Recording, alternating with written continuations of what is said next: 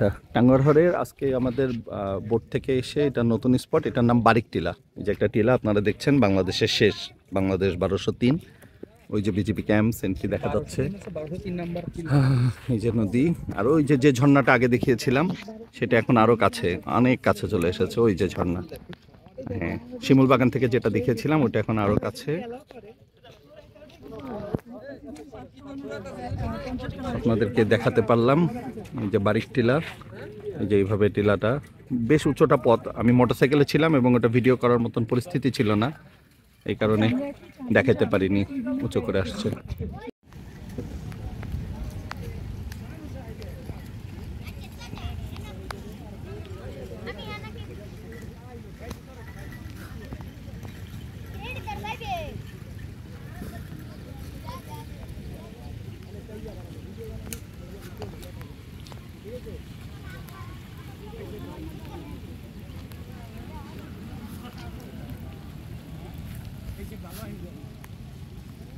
চিন্তা করতে পারতেছেন মোটরসাইকেলের রাইড এটা, কিন্তু আমি দেরিতে শুরু করছি ভিডিও, আরো কত আগের থেকে এই পথ শুরু হয়েছে।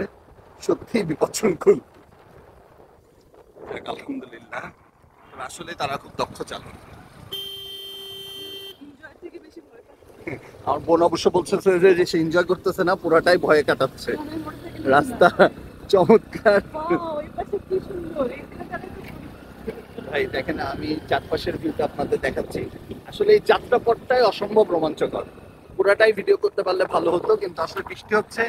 আমার ফোনটাও খুব বেশি দামি ফোন না। এই পাশেও দেখেন আপনারা ইন্ডিয়ান অংশটা, পাহাড়, এক অপূর্ব সমন্বয়। আর চিরচরিত বাংলাদেশের সবুজ শ্যামল বাংলাদেশ। এত সবুজ বাংলাদেশ আর কোথাও, বাংলাদেশ ছাড়া আর কোথাও হবে কিনা আমি জানি না বিশ্বের। সবাইকে আপনাদের আহ্বান থাকলো, অবশ্যই টাঙ্গুয়ারহাট ভিজিট করবেন। তা অপূর্ব জায়গা।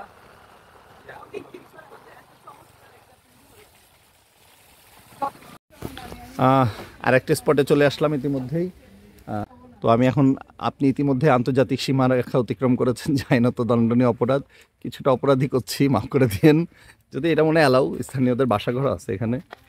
এই লাইন অতিক্রম করে যে আমাদের মোটরসাইকেলের পাইলট ভাই, খুবই দারুণ চালক।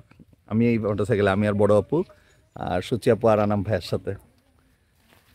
এই বৃষ্টি কাদার ভিতর ওনাদের চালানোটা আসলে দক্ষতার ব্যাপার খুব। তো এটা হচ্ছে রাজাই ঝর্ণা। তা সে ঝর্ণা কই ভাই?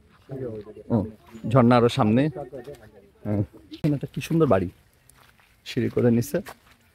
এই যে বাসা, মানে বেশিরভাগ মানুষ সোলার ব্যবহার করে।